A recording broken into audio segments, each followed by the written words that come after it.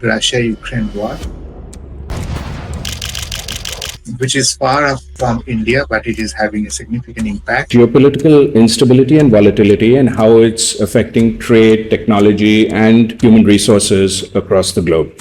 India is a country having a deficit in oilseed production. We import a lot of edible oil, but because of the war, supply chain got disturbed. What is industry doing? What tools, what technique industry is implementing to try and handle these disruptions? And both will help you to fly in the turbulence mode also. How is AI and predictive analytics, how are they assisting in this kind of situation? Generally, I've seen it affects the cross-border payments. How's things being affected in the HR side of the world? Directly reflecting on HR practices as well, along with the global hiring. A software kind of digital startup may not be so much affected. See, like when it comes down to the supply chain, it is more of a, I would say, one of the critical areas for most of the startups.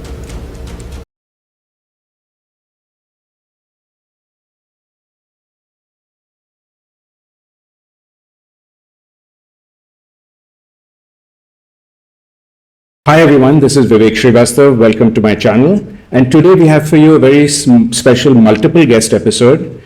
We have an all-star panel to discuss with us about geopolitical instability and volatility and how it's affecting trade, technology, and human resources across the globe. So we have with us today first Dr. Biswajit Nag, who is the professor of economics at IIFT and advisor to India's foreign trade policy.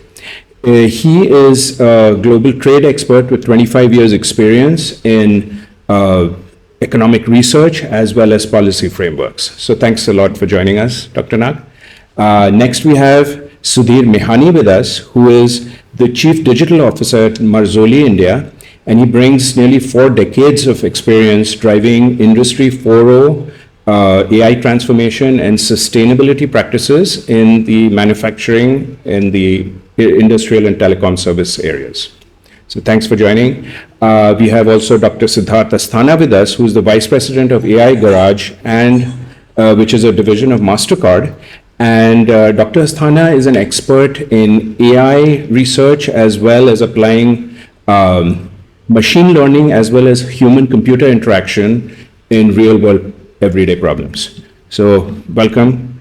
We have Paritosh Bakshi with us, who is the head of HR and talent acquisition at Vision Waves. And Paritosh is a 25 years experience in HR, building talent strategies across IT, consulting, and service industries. And last but not least, we have Subhajit with us, who's a startup coach and technology advisor. And Subhajit works closely with founders to build scalable, resilient startup businesses, which then can be funded and be successful. So thank you, gentlemen, for joining us. And let's start off with the subtopic within the overarching topic of geopolitical instability, about supply chains and the various ways they are being disrupted and affected. And I think, Dr. Nag, this is mostly, primarily your area. So let's hear from you first about what you feel about the status of supply chains today. Thank you, Vivek, and thank you once again for this particular effort. This is definitely a very important topic, as well as contemporary. So to answer your question that how actually geopolitical disturbance is having an impact on trade, especially on India, I can think of several examples. Let me just pick a few of them so that, we can understand that how geopolitical issues can have an impact on international trade. The first one is about Russia-Ukraine war, which is far off from India, but it is having a significant impact on our oilseed trade. India is a country which is having a deficit in oilseed production. So we import a lot of edible oil, and Ukraine is one of the largest producers of sunflower oil. Several Indian companies are involved in the trading, but because of the war, supply chain got disturbed. So in this case, what happens, 2 kinds of possibilities opened up. Number one, there are other substitute substitute products, for example, maybe palm oil, mustard oil, rice bran oil. So we can increase the domestic production of that, or we can change the sourcing pattern. For example, we can import palm oil more from Malaysia. So this is the way that some companies like Adani Wilmar, maybe Ruchi Soya. So those companies immediately need to think of alternative ways to satisfy the high demand of edible oil in the country. And the second example is more recent example. As everyone knows that in last few months, it is a big news that China has restricted the export of rare earth magnet, which is very much used in automobile industry, especially in EV.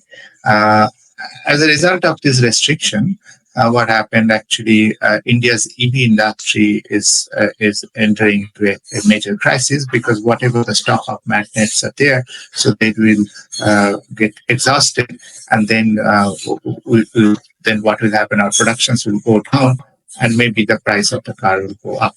So in this case, the companies like Tata Motors, like other companies like Hero Motor and others, those who are in the different levels of EV industries, they need to immediately think of an alternative supply chain. So in this case, maybe we can think of other countries who are producing this kind of product, maybe Australia, or maybe we can think of more domestic exploration on this particular.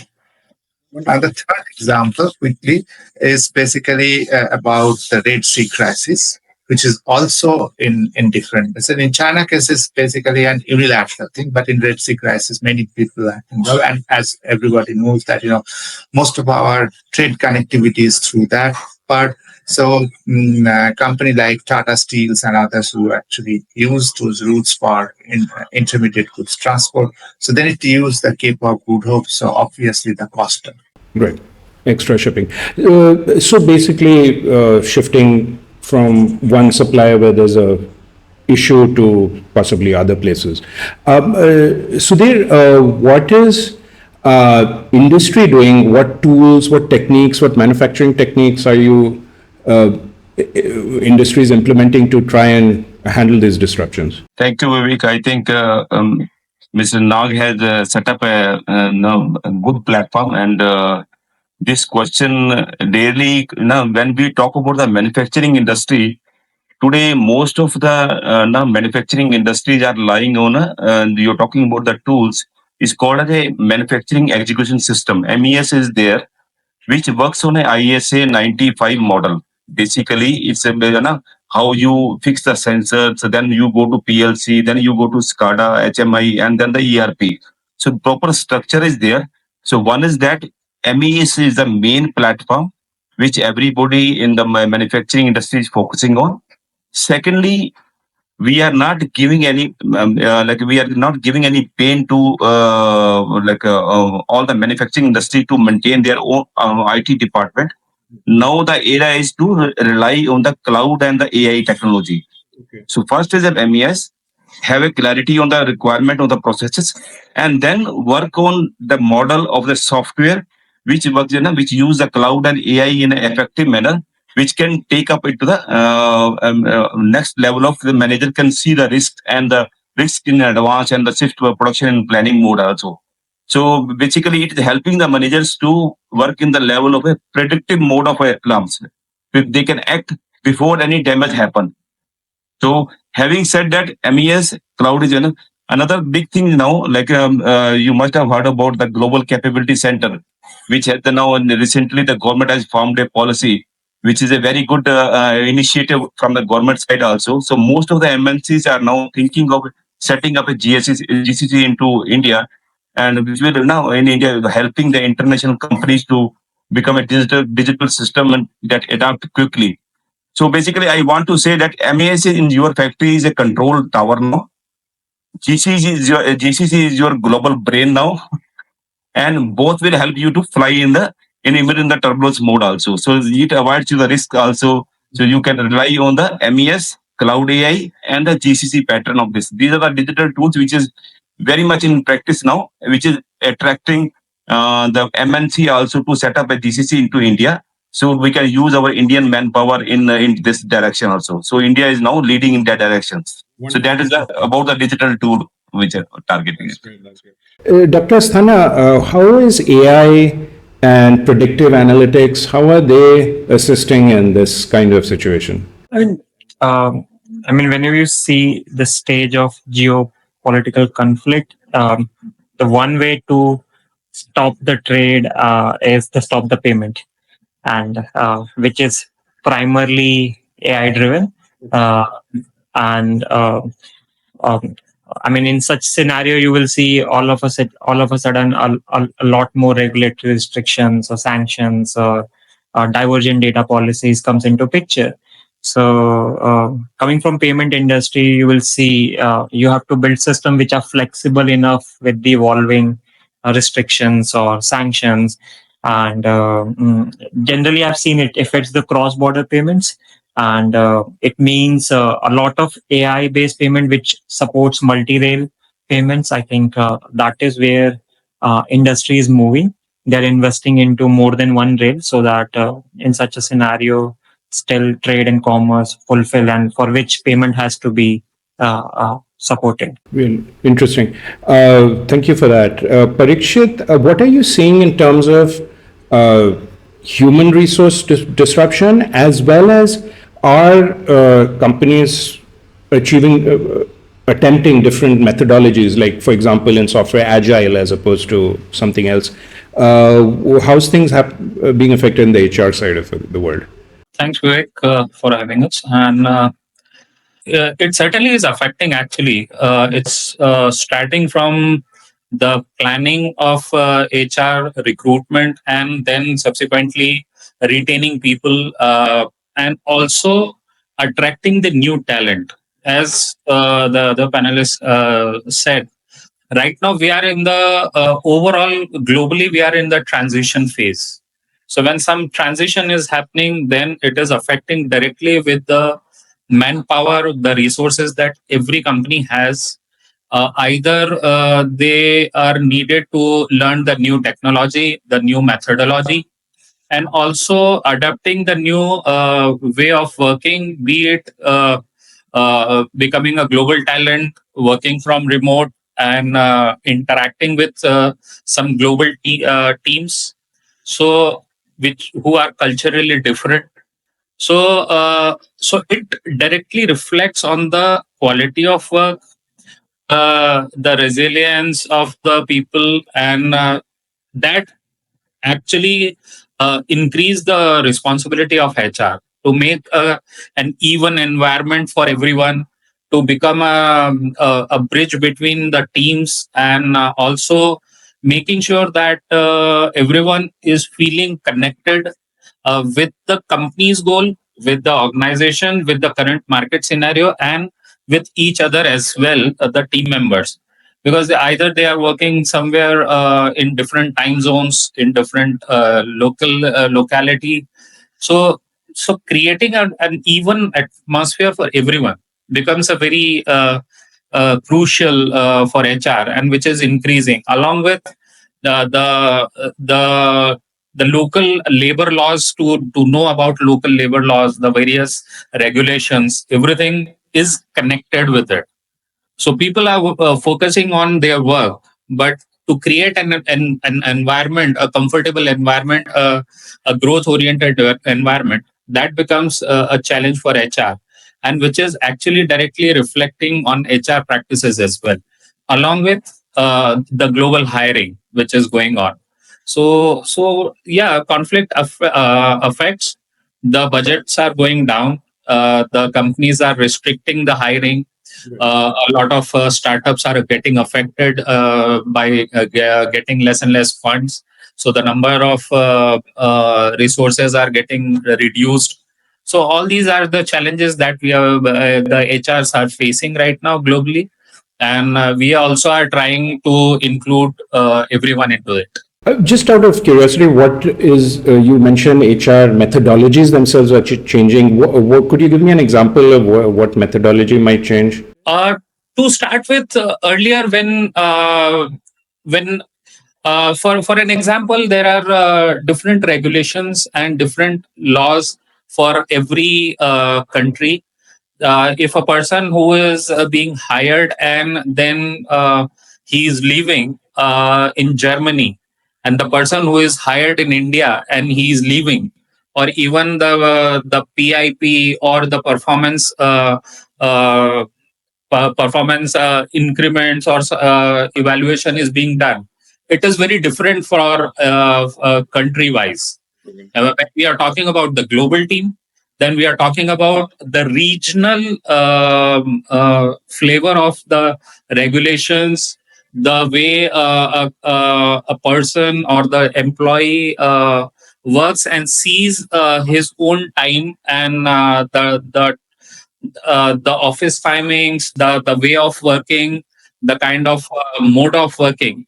So all these are, and that actually affects the methodology of how people should be treated, how they will be given a growth into the company. So if the hierarchy level, it's different from one country to another, one region to another, and that's actually is affecting. And HR has to be on toes on getting all these information, including it in their general methodology, and serving it to the company, and helping all the employees to get a growth oriented mindset.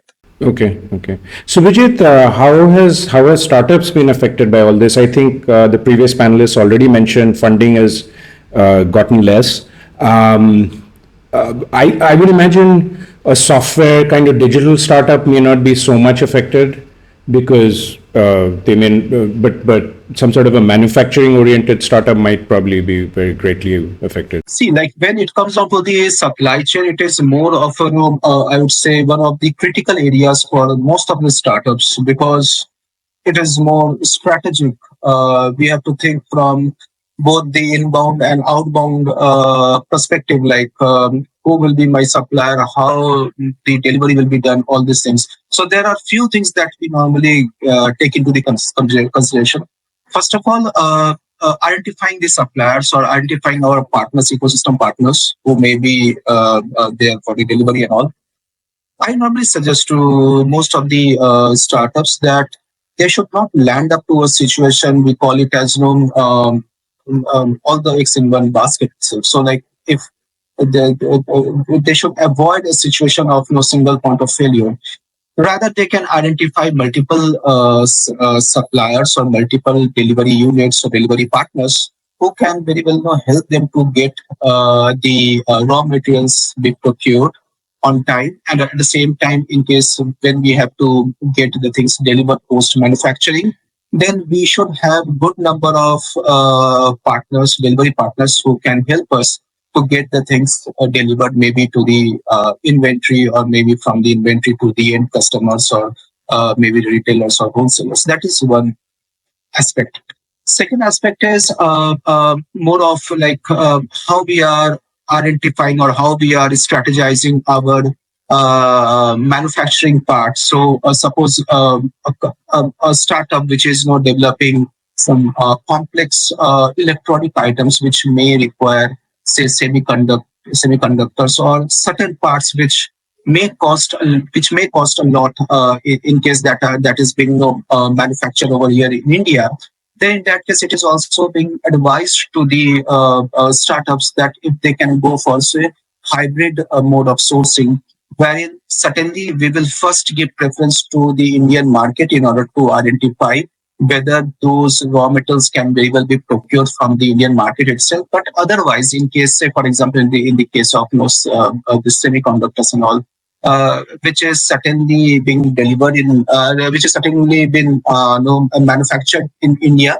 But at the same time, procuring from Indian market could be a bit costly affair. So we can look for the foreign markets as well, wherein like from where we can import these semiconductors for our need, and with that we can very well balance out the overall cost to the company, because at the early phase of the startups, or maybe in case even if the startups is in its mid of the journey, then also they do have certain challenges in terms of budget, and also somewhere or other we have to look from the hybrid sourcing part. We have got good number of software in place which can very well help the startups. Like those softwares are very much SaaS, on the SaaS platform, software as service, and these software stack can very well help our startups in order to manage their maybe the raw materials, the requirement of the raw materials in advance, so that like proactively they can place the order rather than cluttering their inventory or cluttering their warehouse with lots of raw materials which may or may not last for a longer time. And at the same time, they can also analyze the overall market demand based upon which they can manufacture the units and again engage their delivery partners. So these are some of the important factors what we do consider when it comes to the this comes for the no startups. Wonderful. Thank you for that, Subhajit. I was just thinking, listening to you, that some entrepreneurial people watching this podcast, they could probably come up with tools that Sudhir and Paritosh could use. Then they could start a startup that would provide something for those industries, the HR industry, the manufacturing industry. There are so many open source tools are available in the market, which is freemium. So maybe certain features are very much available in free without cost. However, in case you want to opt for some advanced features, then there is a Right, like a very optimized startup for specific something. Yeah. Let's. That was very useful for that subtopic of supply chains. Let's move to something equally interesting, which is the cyber threats. Now, part of volatility, part of war is always, cyber attacks, cyber threats, so on and so forth. And of course, we are seeing that happen today at the various flashpoints between various countries, the various cold wars, so to speak, going on. So I think, Dr. Asthana, this is primarily your end of things. How are these current conflicts affecting the world of cyber security and payment infrastructures, trade platforms? How are they responding to all of this? And I think we have seen cyber infrastructure being attacked through physical means and cyber infrastructure being attacked through cyber means. So, I mean, you can go and physically destroy an IT infrastructure, and you can also through cyber attacks without indulging into any physical. You can go and do it. And I think all the multinational companies, all the nation are building towards that cyber intelligence as their capability, so that they can protect their digital asset, including payments. And you can see whenever such a conflict arises, all sort of IT assets, data assets, tech asset being targeted, and I think which makes that everybody is investing heavily on the cyber front, and mainly from the security point of view, which is becoming complex day by day. And you can see AI and with more computing, both the world is competing equally well, and it's going pretty fast. Right. I guess, AI is, of course, useful as a tool, but it could also be used to attack, right? Be used to attack, it can be used to defend. I think one is on both the side. You can see both the capabilities being used. So I mean, and people are investing heavily. I mean, cyber within the AI, within the computer science is a very big field. And with the GPUs and CPUs coming into picture, a lot of compute you can now throw it behind your cyber or AI capabilities, which makes it even more prominent threat vector in today's conflict. Dr. Nag, what global governance gaps are there and how are they being addressed? How are governments around the world responding to all of this?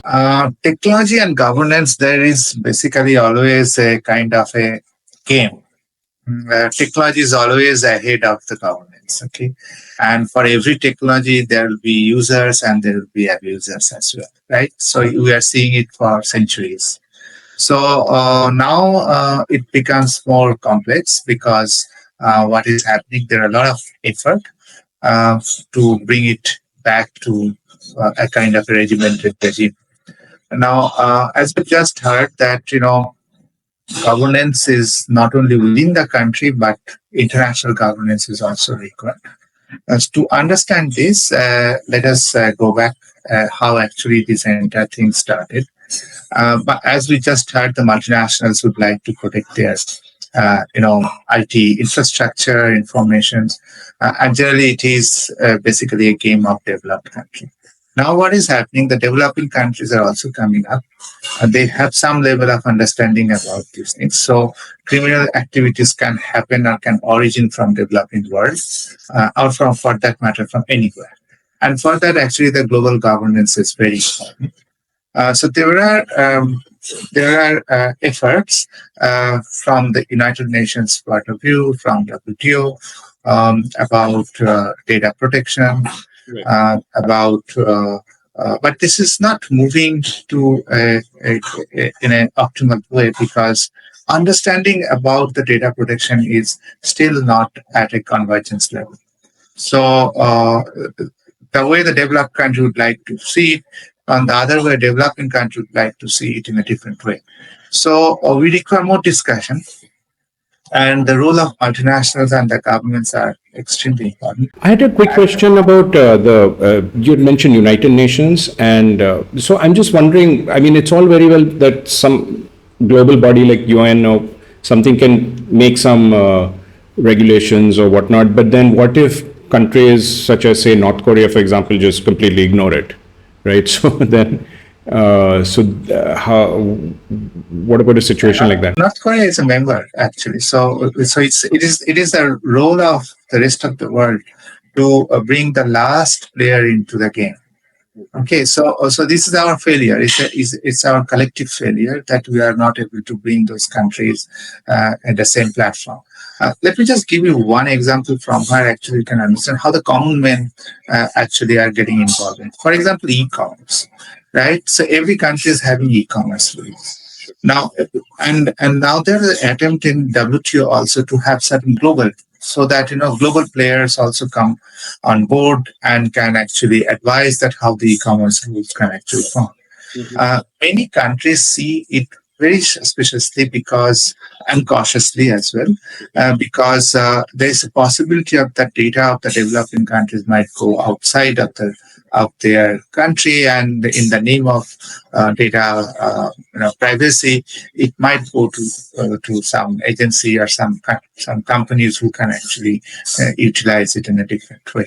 So the world is not at the same level, but I think we need to take more effort. I think we'll just have to discover it and handle it as we stumble along on this whole geopolitical instability. Paritosh, how are companies restructuring their teams or possibly handling knowledge management to handle this new cybersecurity threat situation? The first thing that they are coming up with is rather than having a generalized IT teams, they are building up dedicated cyber security units as well, which is led by a CISO, Chief Information Security Officer. A lot of companies are hiring those good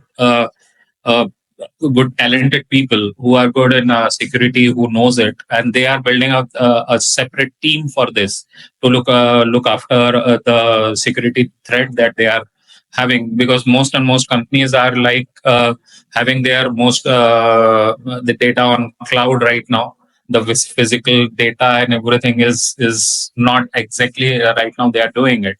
So this dedicated cyber security team actually is the first point of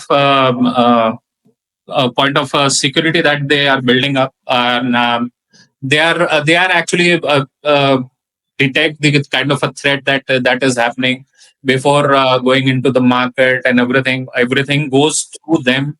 So that is one thing. And if you talk about the IT market, a lot of these security features are being embedded in the DevOps, with the DevOps actually. The way the teams are working right now, taking care of the risk. So from the development stage itself, these are embedded in the development phase. So that's another thing. And another thing that most of the companies are doing right now, decentralization of the teams. They are actually creating a regional hubs for their data centers and other stuff. Right. Because if one thing is going down from one sector, at least the other can support it. That all going down at the same time, having a central thing. So these are few things which they are doing.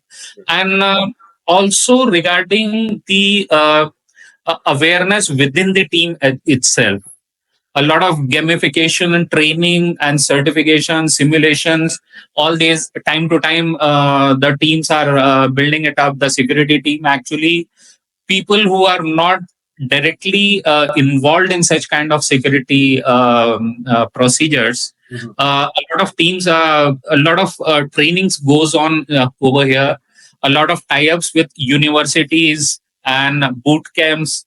All these are being organized so that every employee should be aware whatever they are doing. At least should be aware. It shouldn't create a threat to the data, to the whatever softwares or whatever processes that we are building up. So people are getting aware a lot right now, the kind of threats that are going on and the way things are moving.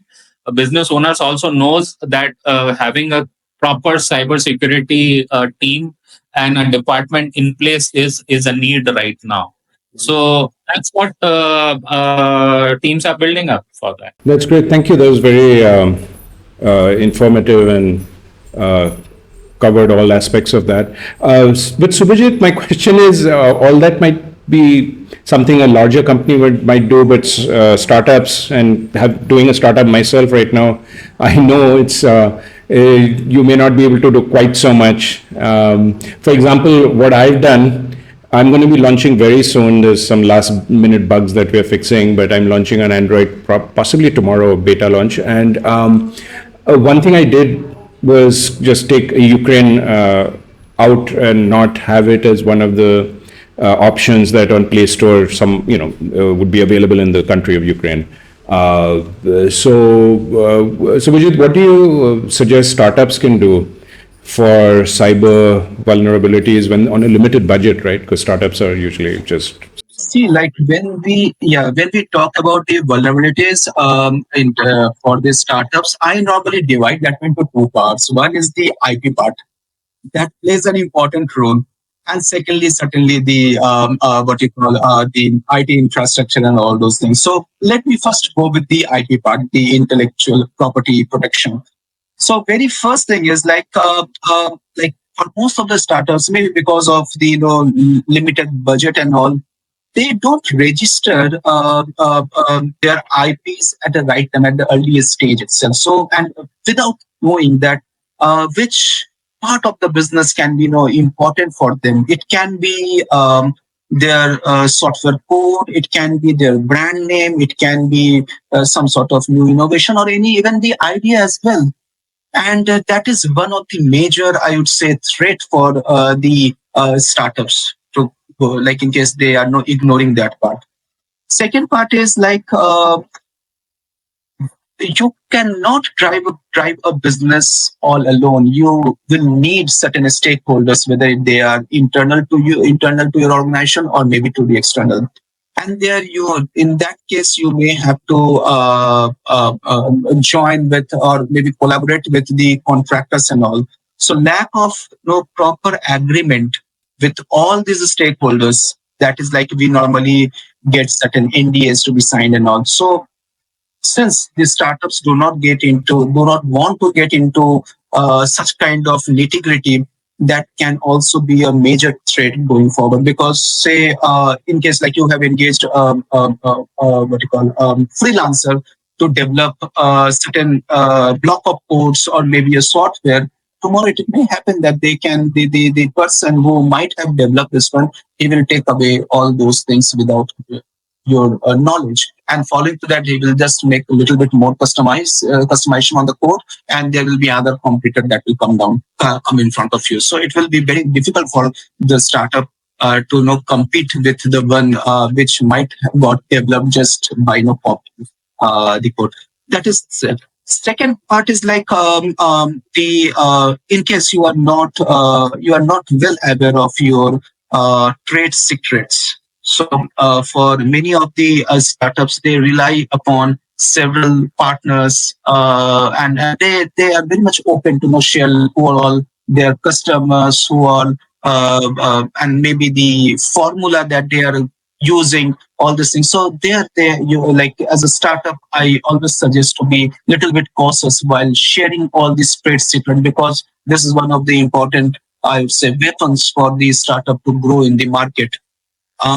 Then the infringement part as well. So you have to be very much aware, or maybe you should have a proper surveillance system in the market, whether similar product is not being launched in the market just as a duplicate. Say, for example, we do wear Rado, but at the same time, we have seen duplicate Rado watches there in the market, just alike. And in case like I have to purchase Rado from the market, the original watch, it may cost from 50,000 to lakhs. However, the same duplicate one is being sold there maybe in 1,500. Just you can understand the difference. That can disrupt your entire market part. Another part from infrastructure perspective, few things are very much important. Most of these startups are not serious about the password part. They just give random password. They create multiple accounts, random password. Just basically, give the what you call the hackers kind of a good path to hack their system, or they themselves, startups themselves, give a good pathways to the hackers to get the data stolen from their system. That is first part. Secondly, from infrastructure perspective, even if they go for SaaS model, like say they are setting up their infrastructure maybe onto some of the cloud, maybe AWS or Azure or whatsoever be, we have to set up certain layer of security as well. If I'm not well aware of like how to configure the security layers in the cloud, it may happen that my data will be very much there onto the public here, and in that case, the data can very well be accessible. The confidential data can very well be accessed by normal people. That is, or maybe our competitors. That can also be a big threat. So, like in short nutshell, I would say like we have to, as a startup, they have to look both the sides from IT perspective as well as the technology perspective. All right, wonderful, Subhajit. How about how is established manufacturing company like yours being affected by this, Sudhir? Yeah, you know that right now I am coming from the world of machines interaction with the your data and then IT systems. It is very essential and very rightly said by Paritosh and Subhajit. And it's, now most of the companies are forming a security team as well, which is now becoming a focus on that. So as many of the modern industries are becoming a digital, but not all cyber secure. So that they are missing the point. Even a simple virus or attack can also stop the machines or steal the data. So that is the overall objective of this exercise. So being into, I'm already swimming into this area. So we are now following the standard of a IEC 62443. So I will be very specific to the solutions and what number we are actually using. Practical experience I'm sharing with you. So there is a standard of a IEC 62443 in a manufacturing industry when you are working with the machines and the IT service. So when you connect the machine data with the IT servers, there is a lot of risk in losing the data, or the cyber threats are there. So during that area that we are now focusing on that area. So 62443 is a one area which we have to focus on. But they have a very well defined checklist how we have to protect our data. Like Subhajit, I told that like when everybody is starting a business, they can very well think of a digital, but thinking about the cyber security is a main criteria. Most of the entrepreneurs are starting with this like how my data will be secure. So looking at the different layers, like I said in the previous question also, like when you are following the standard frameworks, it covers the cyber security part also. So one is the IEC 62443. Secondly, and because now I am interacting with the MNC to set up a GCC into India. Even now in GCC also we are running a 24/7 security centers now also. So it is now the main attraction of the global client is like how they can use that services 24/7 which GCC is providing that. So that is another area of that scenario. Now we can get if manufacturers are not aware of that, like Paritosh is saying that if they are facing the problem in forming the team, so they can get the services from a GCC also to deploy those services and get this data fully secured for that. So in a nutshell, if I want to conclude this in an overall message, IEC, when you are interacting with the OT and the IT, operational technology and information technology, that is the IEC 62443. When you are using only IT, is ISO 27001, which we have to use. And these are the layers we have to form. If somebody is not so much of knowledge enough, they can take the services of a GCC. So that is up to two platforms in front of us. So in nutshell, on this question, smart has not been enough. We have to be secure also. Like then, otherwise, any digital innovation all will go waste if you are not taking care of these steps. That's only my take on this. Thank you, thank you. That covers, I think, the subtopic of cyber security and threats very, very nicely. What I'd like to touch on now is finances, investments, money flow, and obviously, because of the risk factor, risk perception, that gets affected. Probably, I'm guessing money gets tightened up. There's less money available, both for larger companies as well as for shorter companies. Stock markets are volatile. So this, I think, again, is your area primarily, Dr. Nag. How are the present geopolitics affecting all of that, finances and money flow? Okay, let me start with investment because that's one way the capital can flow. Investment and technology, generally the textbook cases is that foreign direct investment can bring technology, but it never happened in the past. So any country who become technologically superior, for example, China, always invested in technology on their own, right? So if you just look at how China grew and how China got the investment, is something like this. So China is having a twin track technology development. First, they found out innovation versus imitation. Imitations is much cheaper, easier, but imitation is not a goal. China was very clear about this thing. So imitation is basically to gain some knowledge. So all consumer goods sector, they know that there is a target date by which the imitations will be stopped and innovations will start. And today we see that China has done this. China has not depended on the foreign country that much on technological development at the consumer goods. But on the cutting edge technology, China always wanted to be part of the global value chain of technology development. Right, so what actually India is doing it for the service sector, China actually did it for manufacturing sector.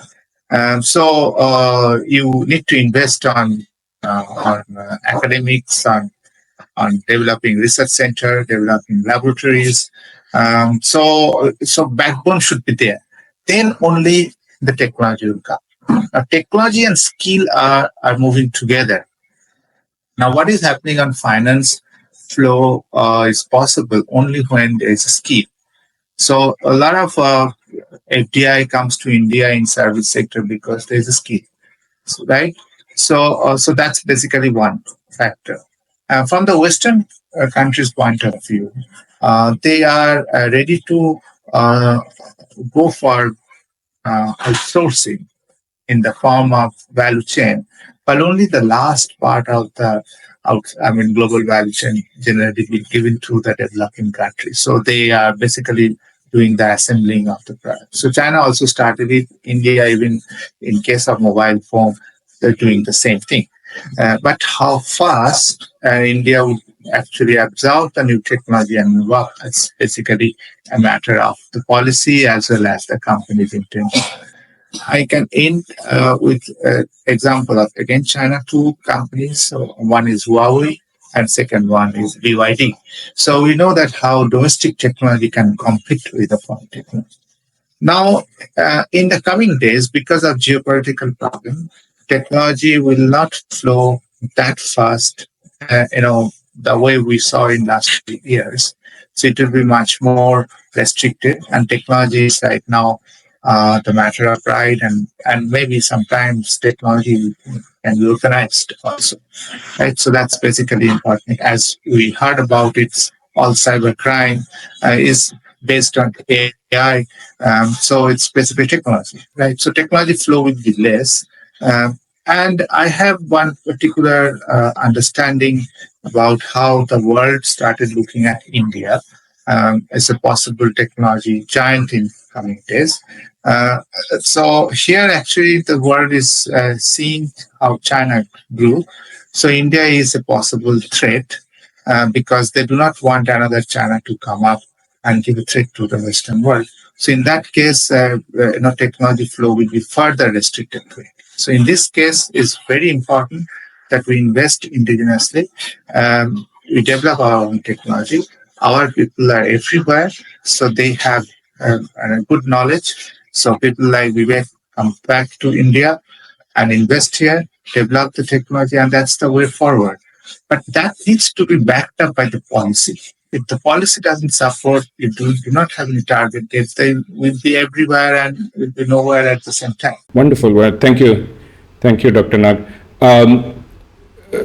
Dr. Asthana, how are fintechs and AI ventures being affected by finances? I might imagine possibly they're getting more financing just to counter some of the issues as we discussed previously. I mean, in general, AI word, the fintech word is highly regulated, and doing a startup in general, I'm not saying fintech is not seeing startup, but what I'm saying, because being heavily regulated, doing tech in a regulated industry is always a challenge. And when, let's say, the conflict comes, then the cost of lending and investment also get restricted. Payment and fintech being very important pillar of any national sovereignty, you will see not necessarily the foreign players are not interested. In fact, maybe your own government start putting restriction and who can come in and who cannot. So in that view, if you see whenever such situation arise, doing a fintech becomes especially difficult because of lot of regulations and then other scenarios which build around it. So, and that is what I think we are currently also seeing happening. May not happen to any other software companies, but to fintech, it is very likely to get more tightened. I see. Interesting. Sudhir, how are manufacturing firms and larger projects being affected by the financial issues caused by all this instability? It's a very tricky question, and most of manufacturers are very lacking into this investments because they want to go with a low risk investment with the fast ROI. So that is now all type of textile industries, automobile industries. They look on that part of that. So they always have a budget concerns for that. So I'm already struggling with the number of manufacturers on this front. But we are coming to the conclusion of no way now that digital is a requirement of every industry. They are acknowledging that because for the productivity and the quality, this is the only platform which can help them to grow faster into the market, and they can stand in par with the other competitors also. So now, slowly, what they are coming into conclusion now. So let's go a smaller module wise. Like I take an example of because I'm from a background of a manufacturing. So I will take an example of a MES. So this tracks a complete supply chain. So what now one standard is there as a ISO 22400. Basically it is telling about the KPI of each and every area of the manufacturing industry. So first identify that how you assign the job to the line that pick up the KPI you pick up. Then you implement the HR module like Paritosh is focusing on that. So then we focus on the productivity, quality. So you people, process and technology in a similar way. You have to create a layer for that. So now it is the basically a line of a relief to the manufacturers. Do not think about the full scale of implementation, which requires a naturally a big budget for that. So go in a smaller mode of installation, which will gives you a value driven module wise, and then you will gain the confidence in the scenario of that. Another thing, again, I will link it to this GCC also. So all the global clients are also offering these digital tools in a, like Subhajit was saying, they are also offering a small pieces of open systems. They are selling it to the manufacturers. They can use for that. So that's my contribution on this. But from my experience, what I have concluded so far, you do not need to digitalize the whole scenario at once. So go start small, show success, and then grow. So that is the. How about the world of startups, Subhajit? I'm myself experiencing that funding is tight and finances are tight. So what can startups do in environment like that? Yeah. So certainly market has completely changed. There was a time I do remember when we call it as no free money era, wherein the investors used to invest even onto the ideas, but now the things have got completely changed. They are very much cautious even before spending a penny to an idea, even to the finished product, whether it is the prototype mode or maybe in the MVP.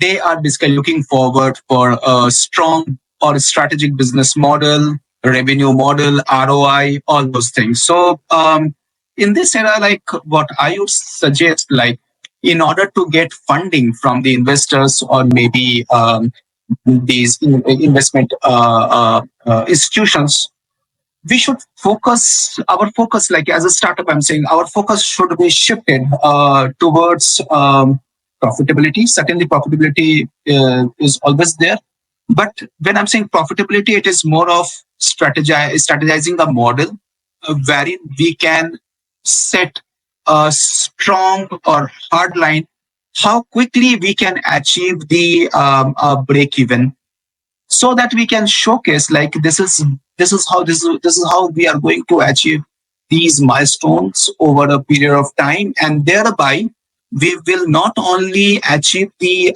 break even, at the same time we will start generating a good revenue, so that like the return will be much promising. That is one thing. Second one is there was time when the startups used to in the pitch deck itself, the startups used to prepare a very I would say fancy team structure, saying that okay, like it is more of a very pyramid structure, kind of like okay, these are the CEOs, CTOs from big organizations or big institutions, and falling to that this is the operation team and all. But now the thing is that like startups are going to the lean team development or lean team model, wherein we are not looking forward to have such great personalities to be there in the CEO at the CTO or maybe chief that CXO level. Rather, we are looking forward for the people who are really visionary and do have great plan of execution. That is very important for the startups to get benefit of this monetary, to get monetary benefit.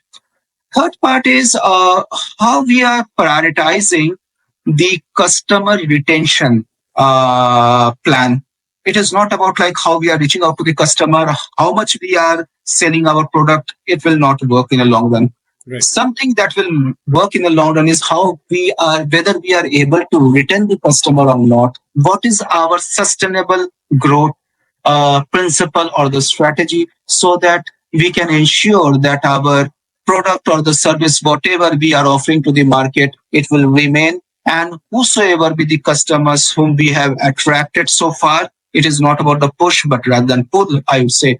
Whatever the customers, whosoever be the customers that have who have joined with us, they are there, they are very much loyal to us, and at the same time, they are basically no advertising us as a startup. They are advertising us. This is a kind of no word of mouth, and again the feedback, good feedback. So this is another part. Right. The next part is equity. There was time where like you must have seen in the Shark Tank, I was like, okay, I'm giving you the equity and I need this much of. So that is one of the ways through which like we can attract the investors and we can get certain investment from them.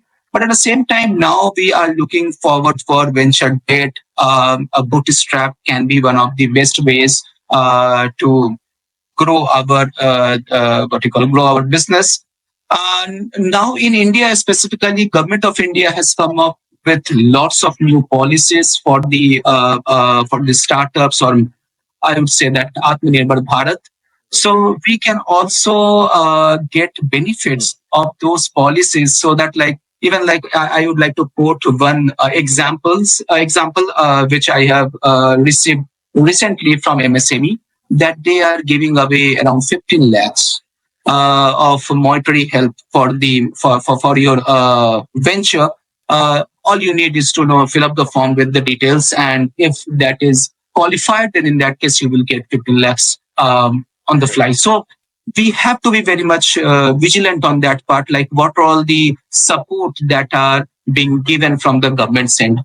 And certainly, like as I said earlier, like we must have proper due diligence, proper infrastructure in place, so that like it will attract the I would say genuine investors who may get collaborated with you, who may be the part of your board, board advisory, or maybe like they would also like to invest in your venture for the long run. Yeah. All right, thanks, Subhajit. That was very detailed. Paritosh, how are HR departments being affected, and companies' sort of people strategy? I'm guessing there's, people are being let go, hiring freezes are happening, salary raises are not happening, that sort of thing. What can you speak to us about that? Yeah, certainly. Ultimately, it's all about the funding right now. Everyone wants good flow of funds for them, and right now, majorly it is getting affected to those who are currently in the non-revenue generating stages, or in the some of the R&D roles and all, which are say non-earning profiles. So first of all, it is heavily affecting those roles because the fundings are getting slow, and maybe because of the scenario, the geopolitical scenario, as we are discussing on the topic. You can imagine that 3 years back, when Ukraine and Russia war started, nobody thought that it will go to 3 years, almost 3 years, and still continuing. So similar kind of conflicts are going on in different parts and all. So everyone is right now in a mode of wait and watch, not taking too much risk, and holding their funds, or holding some of the these decisions in going into the market, supporting some companies, some good ideas, and all. Mostly, the startups right now are those who in tier 2 or tier 3 city, if you say, mostly those are bootstrapped. Because there are very less chances that they are getting good funding, the kind of funding that they are looking for. This directly affects the hiring part, the resourcing, And also there are offer delays, withdrawals of offers, and as it is like if some multiple interview rounds are happening, time gaining is there. So this is actually happening.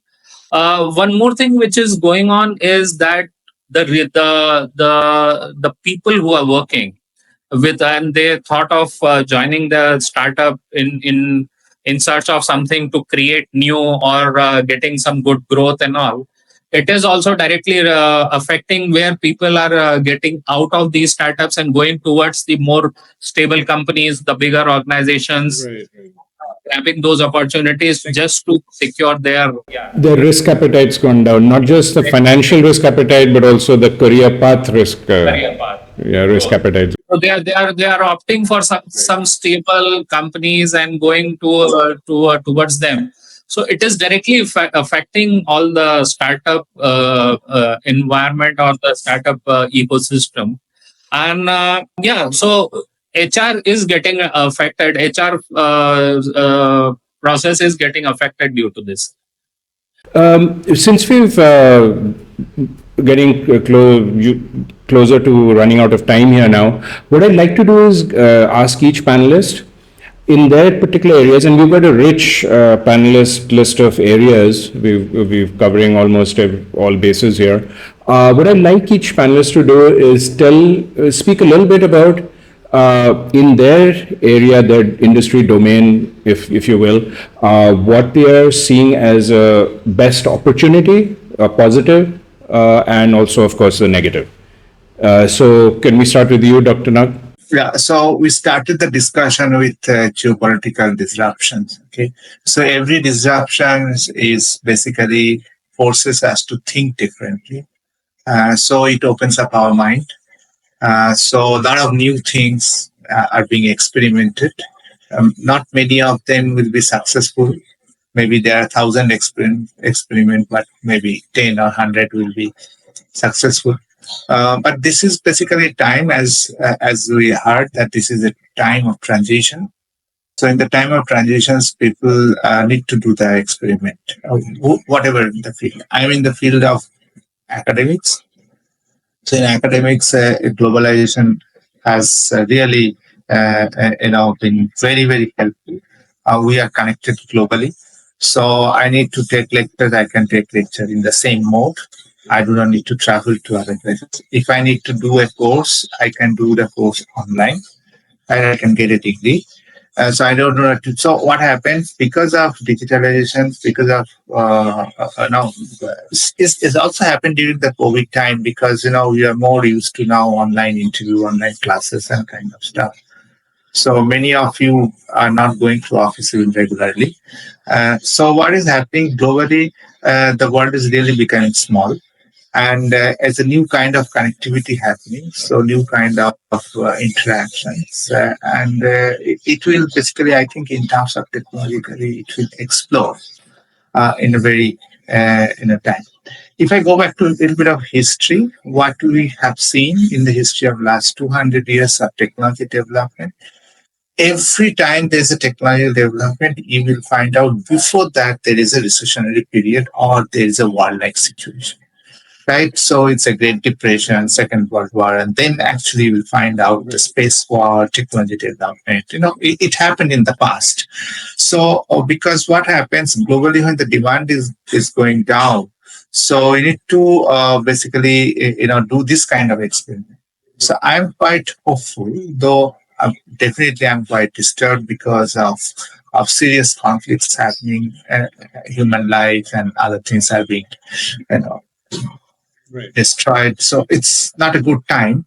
But from the thinker's point of view, I think in my subject in economics, a lot of new things have come up, like behavioral economics have come up as a new subject. Right. That's a very good point that, some major negative thing actually then drives some great positivity as well. That's happened in history many times. You're right. So, DJ, what any opportunity that's presenting itself in your world? Yeah, I think India is now very growing very fast. So India can be the global provider for this all the safe and standard-based digital factories now. So whatever now, I think that what we can contribute as a as a Indian and promote all the technology. First point, promote MES adoption, especially for the MSMEs. The way I was, MES means manufacturing execution system, and then attract more MNC to come in the model of a GCC to make India the global factory brain, which is the attraction. At the moment, 1,700 are already there, and we are targeting for, as per the government policy, we are targeting for the 5,000 GCC in India. So being a part of I'm a part of a Kamoji group, Italy-based group, we are being guided by, so whatever we are doing on the basis of a standards only. So if any country implements our solution, so they can talk as per the standards. So if you are following those standards, it is basically a machines are talking in the same, irrespective of any other countries for that. So second is that. Third one is that like follow this ISA 95 and security versus cyber threats. You have told that ISA 95 and IEC 62443, which talks about OT and IT got together in this. So that is immediately punching that. So it is a big opportunity for India. So let's target for that made in India, managed by India, and trusted by the world. Absolutely. Yeah, I certainly hope that happens. Dr. Sana, what are the big opportunities in your part of the world? Yeah, I would say, I mean, last part of our discussion, actually, I have a tangential view to AI. Actually, if you look at all this funding crunch and all this not which is applicable to AI, even the layoff is, you look at the biggest talent war, talent poaching is happening in the AI world. There is a recent headline that one of the AI workforce person moved from one MNC to another and got 3x package of their CEO. Um, uh, so Yeah. not their 3x package, the package of the company, which was like that was in the news. I mean, these are interesting times. Yes. And many nations are seeing AI as a capability, not just as a tech or a company or a product. And I think countries are investing, big MNCs are fighting for it. So I think maybe my view is rather than seeing the funding is being tightened, it might be probably moving Right. from one sector to another. Redirection. Yeah, redirection. So people can focus it. Although West and many developed nations are focusing on developing the fundamental capabilities in AI, maybe a country like India is the right position to monetize it. Just take the capability and put to use. And while we do that, maybe our talent will catch up and start be on the phone turning on the innovation side. Absolutely. So, those are interesting times for Absolutely. So, Paritosh, that brings up also the what Dr. Asthana said, ki direct redirection of finances. Are you seeing that as also an opportunity in your world? Yeah, certainly. It is happening for sure. And the good part is earlier India was considered as a big market and a country who can provide the support services. But now you can see the kind of changes that we are seeing right now in the past couple of years, and the kind of future that we can foresee is where we are having more confidence on ourselves, so we are more dependent on ourselves. We are going into the manufacturing, we are going into the AI, as Dr. Asthana just said, and correctly said, and Dr. also said the same thing, that we are creating more, and that is the good part, for sure. Yeah, funds are getting shifted, not in that speed which was there earlier, because of and it is not because of India's market instability. It is not because of that. It is because of the global situation that is happening. But yes, AI is something where everyone wants to get involved, be it large organizations, be it smaller ones, be it in the smaller cities, small groups. Even in Bangalore, there are so many tech entrepreneurs, youngsters who are getting together, taking one office, sharing the resources, and building up their own individual organizations. Right. So they are also for sure. It is the funds are getting diverted to them. Right. But yes, and the good part is we are at a juncture in at least for India's perspective. We can leverage this opportunity to build our own ecosystem for world to see and to share with the world. And Right. rather than just becoming a market, we can be a stable player in terms of manufacturing and in IT, where we are creating a lot of opportunities for our own people and for outside people as well. So that shift is going on right now. Let's hope that this momentum will go on a positive side and in a bigger way for sure. Absolutely wonderful.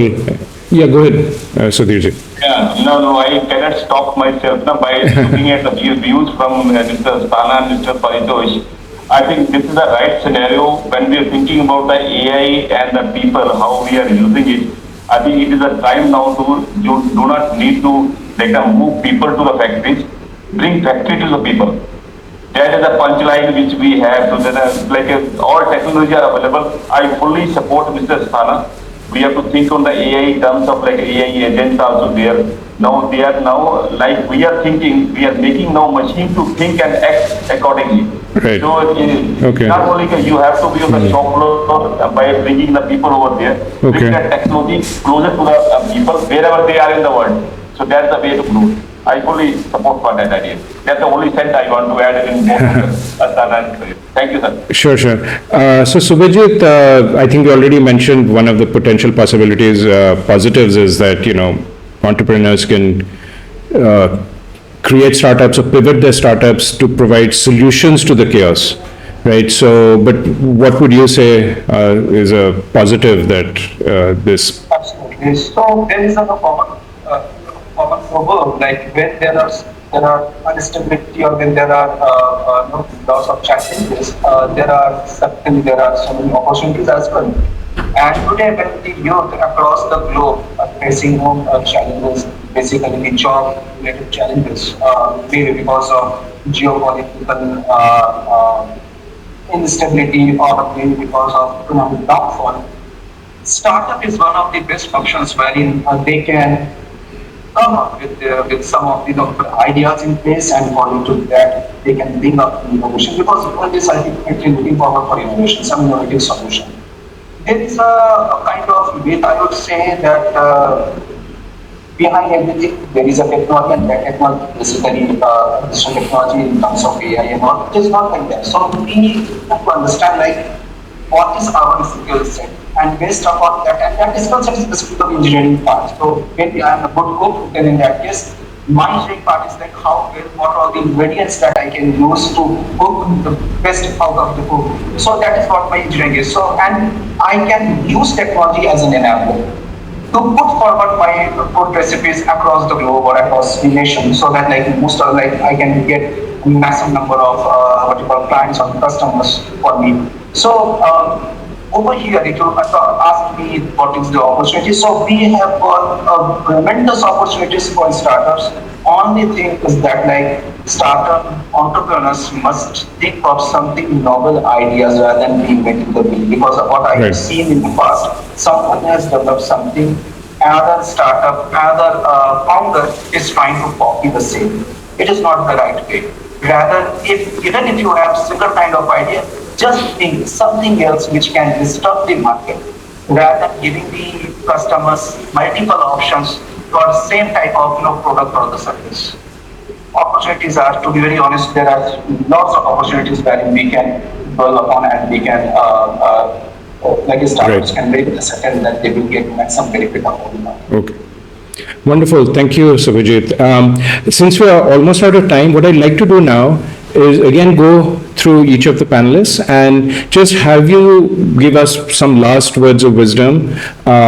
This channel is about for entrepreneurs and business people. So from your domain, your life experience, your wisdom, just a 1-2 sentence kind of last words for our viewers. Dr. Nag? I have only one word: skilling. So the country needs skilling for the future. So we need to imagine the future and we need to skill. That's the way. Okay, cool. Sudhirji? I think Vivek, I will come into your theme of the discussion. So when the politics divides, then the tech only unites. So that is the one punchline. And secondly, which I want to say that let's digitize with the purpose and standardize with the wisdom. That is the punchline. And lead with the confidence. So India's time is now to manufacture the now. So it is now India's time. We should be gearing up ourselves. Everything is there with us now. Only thing like we have to now expand globally. Wonderful, thank you. Dr. Asthana? I will just say what is happening in AI world or in tech world. I mean, don't chase the hype. I mean, I've seen putting AI on back of something, people just randomly chasing it. Look at AI is a solution, but look at the problem. Always evaluate from the problem a particular entrepreneur or a particular startup is trying to solve, irrespective of how they are solving the AI or without AI. So I think that will help us keep the investment tied to the value rather than the hype on the fraud, which get easily created. We call it AI winter. It has happened twice and thrice in the history. At least this time we should Wonderful. Save ourselves from that. Paritosh? I would suggest that just believe on your resources. From the HR perspective, I can say, rather than just getting scared of something which you assume is coming and then you start firing out all those good people, good talent that you yourself have hired, and put some confidence on them, then have some patience to continue with them rather than just quickly taking a decision of asking them to leave and then getting yourself into a situation where whatever startup or whatever plans you had when you started. So I'll suggest believe on your resources, believe on your own confidence and the plan, and give sufficient time to develop a few things rather than just in fear, just taking decisions. Don't get fearful and taking decisions. Wonderful, thank you. Subhajit? One thing that I would like to take to the youth who are, you may have got multiple hobbies to enjoy with. One hobby that you should add from now is to ideate. Ideation is one of the important tool and important skill which can change your life forever. Ideation is the base for an entrepreneurship. Yes, absolutely. I myself say that, as we go about our lives, so many things are wrong, right? Make a note of those. Maybe you will be able to solve one of those things that are not working, things aren't correct, things aren't efficient, and then that could be a unicorn startup. But anyway, so thank you, all of you. That was a very fascinating discussion. I'm sure our viewers got a lot of valuable information and insights from it. All of the panelists' information will be in the description of the video below. Also, please comment and let's have a lively discussion around everything that was spoken about. And hopefully we'll see the panelists again in future podcasts, maybe one-to-one or a group as we did. And other than that, I would just like to say thank you to everyone.